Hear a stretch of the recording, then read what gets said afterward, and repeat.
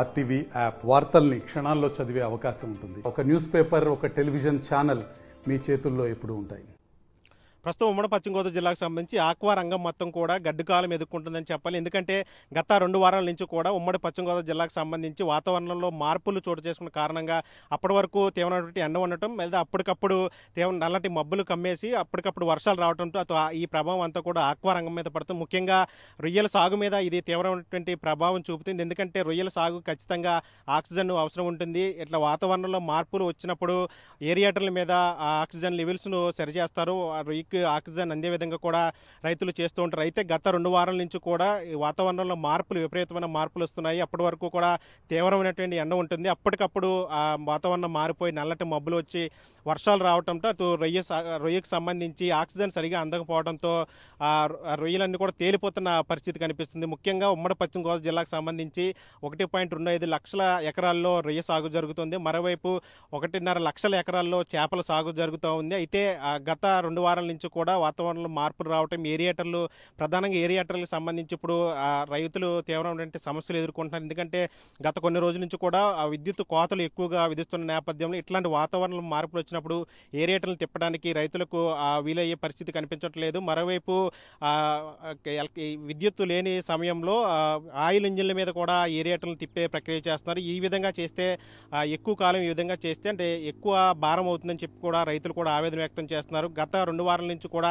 ఇదే పరిస్థితి కంటిన్యూ అవుతుందో దాదాపు ఇప్పటికే 4-5 వేల ఎకరాలకు సంబంధించి రొయ్యలను అప్పటికప్పుడు ఎంతవరకు వస్తే అంతవరకు పట్టి సొమ్ము చేసుకుంటున్న పరిస్థితి కనిపిస్తుంది. అంటే పూర్తిగా రొయ్య తేలిపోయి మొత్తం పూర్తిగా నష్టం రాకుండా నష్టాన్ని తగ్గించడానికి అప్పటికప్పుడే పట్టి అమ్మేస్తున్న పరిస్థితి కనిపిస్తుంది. ముఖ్యంగా దీనికి సంబంధించి అంటే విద్యుత్ కోతలకు సంబంధించి రైతులు గగ్గోలు పెడుతున్నారు. మరోవైపు ఆయిల్ ఇంజన్ అంటే పెరిగిన పెట్రోల్ డీజిల్ ధరలకు సంబంధించి కూడా రైతులు ఆవేదన వ్యక్తం చేస్తున్నారు. అంటే ఏరియేటర్లు తిప్పాలి ఖచ్చితంగా. ఇలాంటి సమయంలో ఏరియేటర్లు 24 గంటలు తిప్పాల్సి ఉంటుంది.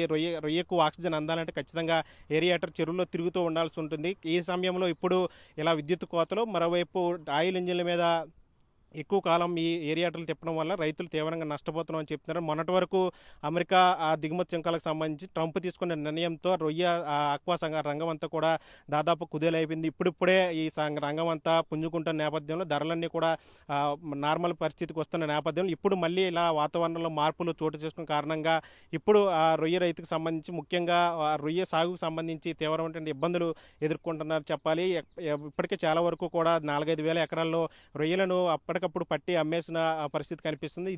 ఈ విధంగా ఇంకా ఈ పరిస్థితి ఇలాగే కొనసాగితే గనక రొయ్య రైతులు, ఆక్వా రైతులందరూ కూడా తీవ్రంగా నష్టపోతారని చెప్తున్నారు. మరోవైపు అటు ఆక్సిజన్ ఏరియేటర్లు తిప్పుతున్న వైపున, మరోవైపున దానికి సంబంధించిన ఎరువులు కావచ్చు, లేదంటే ఆక్సిజన్ సంబంధించిన ఇతర మందులు కావచ్చు, మందులు అవన్నీ కూడా వేస్తున్నప్పటికీ కూడా ముఖ్యంగా ఏరియేటర్లే ఎక్కువ తిప్పాలి కాబట్టి పెను భారం పడుతుందని చెప్పి వాళ్ళంతా కూడా ఆవేదన వ్యక్తం చేస్తున్నారు. మరోవైపు మత్స్యశాఖ అధికారులు కూడా రైతులకు సూచనలు చేస్తున్నారు.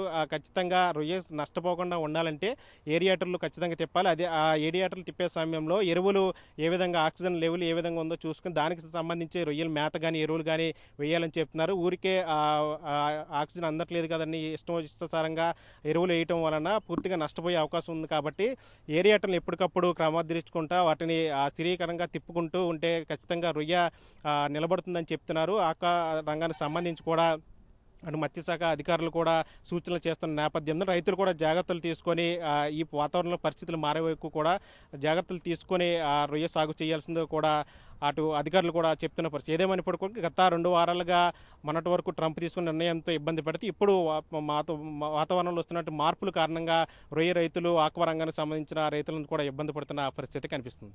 మరిన్ని వీడియోస్ కోసం ఛానల్ సబ్స్క్రైబ్ చేయండి. లేటెస్ట్ అప్డేట్స్ కోసం వాట్సాప్ ఛానల్ ఫాలో అవ్వండి. అండ్ లింక్ డిస్క్రిప్షన్ లో ఉంది.